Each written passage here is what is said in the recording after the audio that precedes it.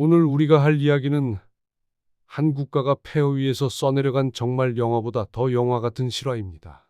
완전한 절망 속에서 시작해서 세계를 깜짝 놀라게 한 위대한 역전의 기록.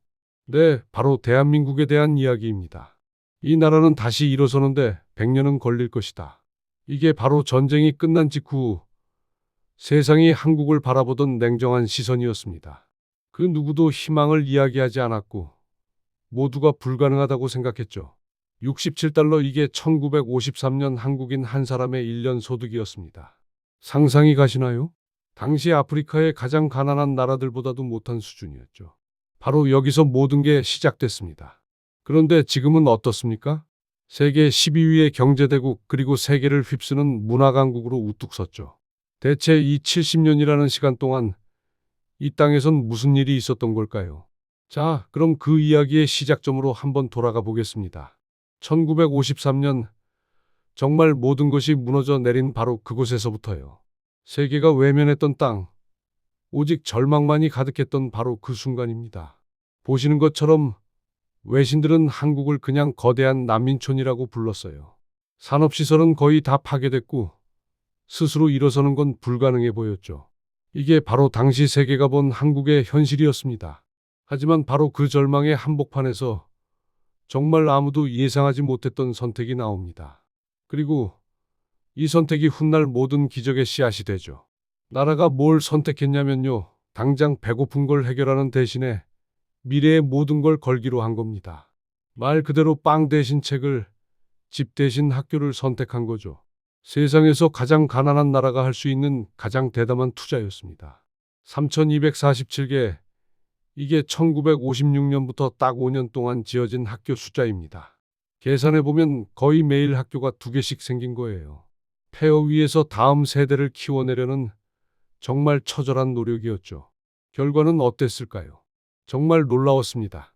불과 6년 만에 국민의 78%에 달했던 문맹률이 22%까지 뚝 떨어집니다. 유네스코가 이걸 보고 역사상 전례 없는 일이라고 기억할 정도였으니까요. 자, 이렇게 교육을 받은 세대가 이제 사회로 나오기 시작합니다. 그리고 이들이 불가능이라고 여겨졌던 제조업 국가를 향한 그 위대한 도전의 중심에 서게 되죠. 그 유명한 빨리빨리 그리고 하면 된다는 정신이 온 나라를 움직였어요. 가진 게 없으니 맨손으로 고속도로를 만들었고 심지어는 조선소를 지으면서 동시에 배를 만드는 그런 말도 안 되는 일들을 해냈습니다. 세계가 경악한 이 속도전은 사실 살아남기 위한 처절한 싸움이었습니다. 한국의 기적은 끝났다.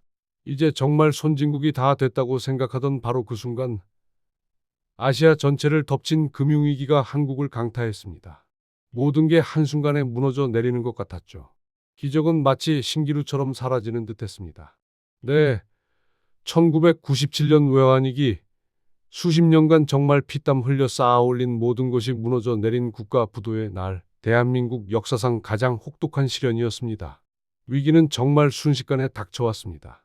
잘 나가던 대기업들이 하루아침에 쓰러지고 거리는 일자리를 잃은 사람들로 넘쳐났죠.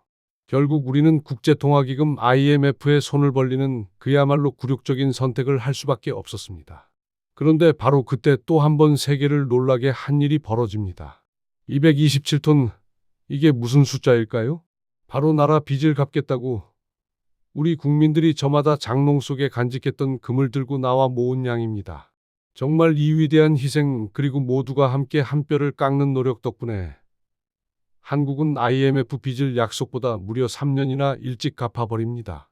이걸 본 세계 언론이 잿더미에서 다시 살아났다고 해서 한국에 붙여준 별명이 바로 불사조, 피닉스 코리아였습니다. 여기서 중요한 점은 이겁니다. 이 엄청난 위기가 한국을 무너뜨린 게 아니라는 거죠. 오히려 이 시련을 계기로 한국은 더 단단해졌고 세계를 향한 완전히 새로운 종류의 힘을 갖게 되는 계기가 됩니다. 2010년대 들어서면서 정말 믿을 수 없는 일이 벌어지기 시작합니다. 바로 한국의 문화가 전 세계를 휩쓸기 시작한 거죠. K-팝, 영화, 드라마 국경을 넘어서 전 세계인들의 마음을 사로잡는 그야말로 문화적인 대폭발이 일어난 겁니다. 월스트리트 저널 같은 유력 언론들이 이걸 소프트 파워의 새로운 모델이라고 불렀습니다.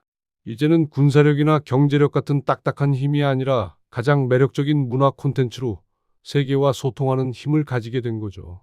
자, 이렇게 70년을 정말 숨가쁘게 달려왔습니다. 이 긴 여정의 끝에서 우리는 과연 무엇을 발견할 수 있을까요? 이 엄청난 이야기가 오늘을 사는 우리에게 던지는 메시지는 뭘까요? 많은 전문가들이나 외신들은 바로 이 6가지를 성공의 비결로 꼽습니다. 가장 먼저 미래를 내다본 교육 투자, 그리고 엄청난 속도와 완벽주의, 또 위기를 기회로 바꾸는 능력과 어려울 때 하나로 뭉치는 국민적 단결, 그리고 마지막으로 결코 현실에 안주하지 않는 끊임없는 야망까지. 이것이 바로 불가능을 가능으로 만든 한국만의 방식이었습니다. 한 세대 만에 1인당 소득 67달러에서 4만 달러로.